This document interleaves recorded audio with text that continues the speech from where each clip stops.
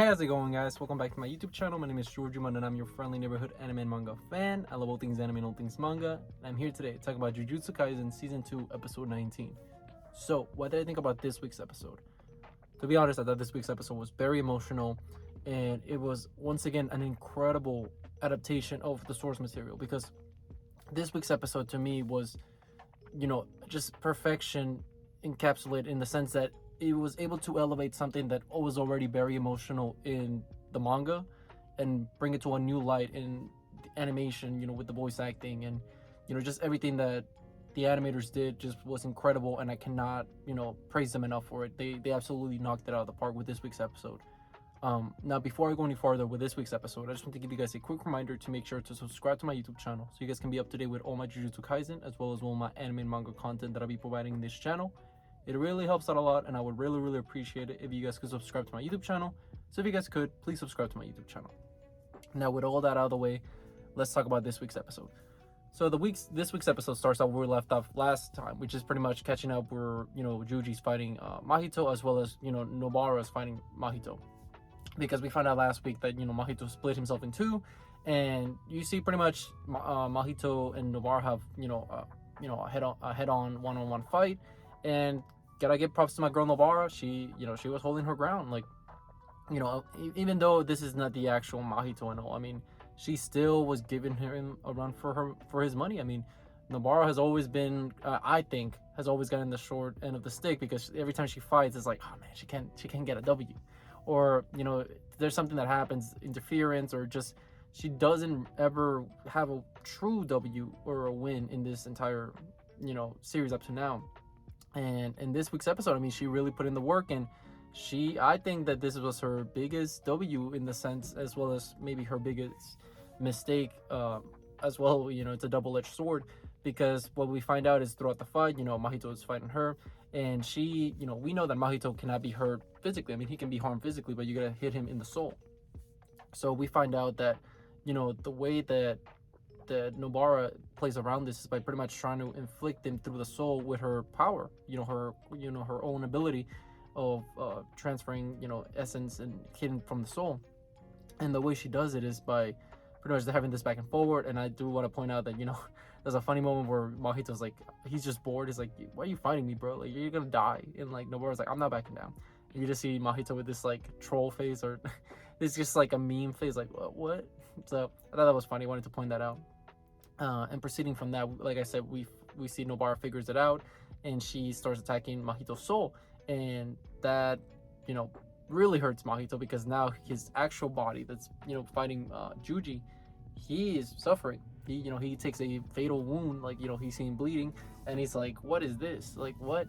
And what we find out is that that was the opening that Juji needed to get the upper hand, and he proceeds to just completely decimate Mahito. It just completely goes, he gives him a 100 hit combo.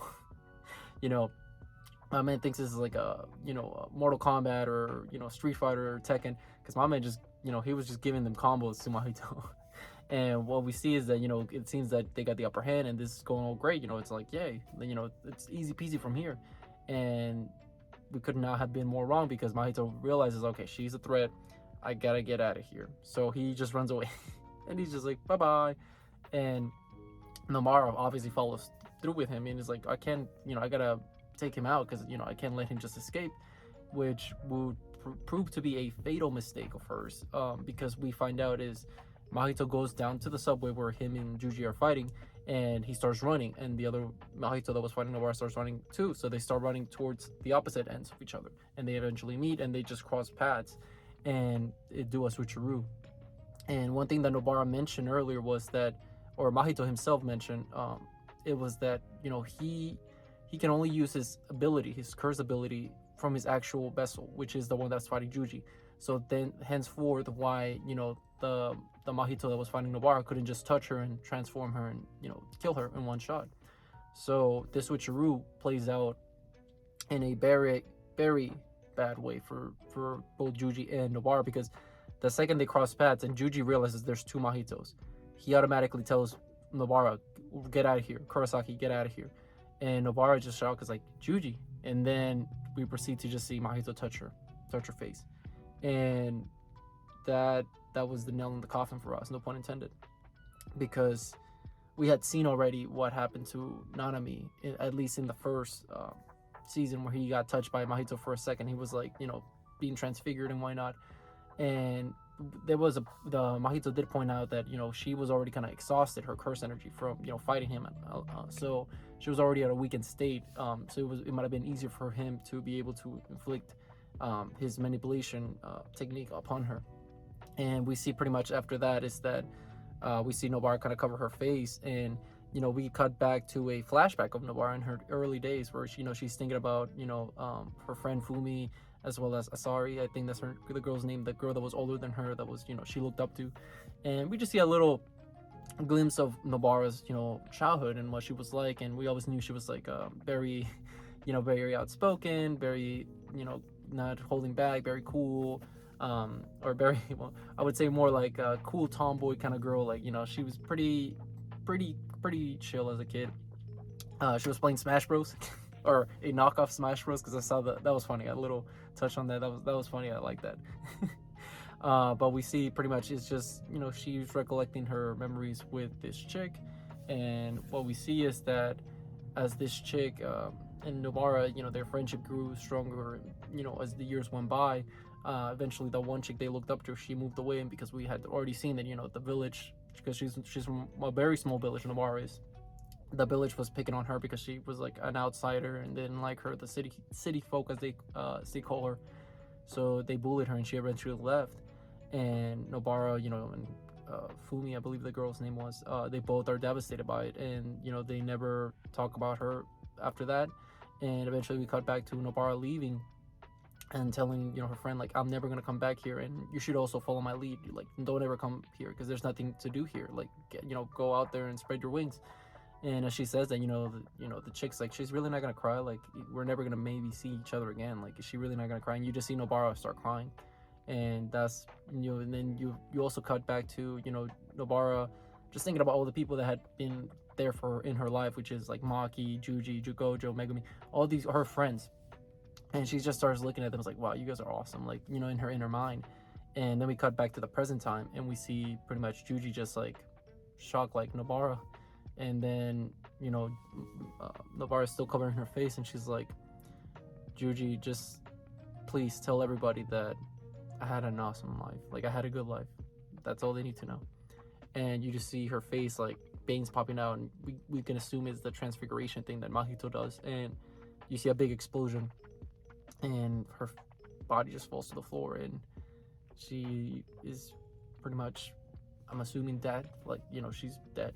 Like, and Juji is just devastated. Like, my man is heartbroken, and I can't blame him. And that's the way the episode ends, in a very bleak manner. And I think that years to come we will be studying just how the Shibuya incident is a arc that really is unlike anything else that Shonen has done in recent years. And I think it will be a case study for many authors to try to make something along these lines, because the Shibuya, the reason people are blowing up and talking about the Shibuya is because it's on, it's territory we haven't explored in many years, if not ever, in a Shonen Jump series.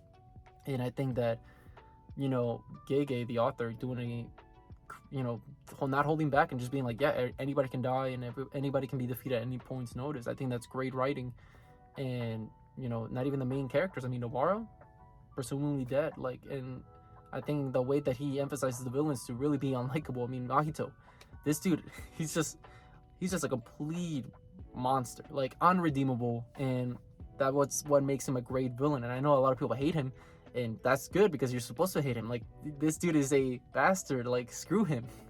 He's just the absolute worst. And if he's doing that, that means that he's doing a great job. So I just think that this was an incredible episode, and I can't praise it enough. I think the animators did a great job. The voice actors did a great job.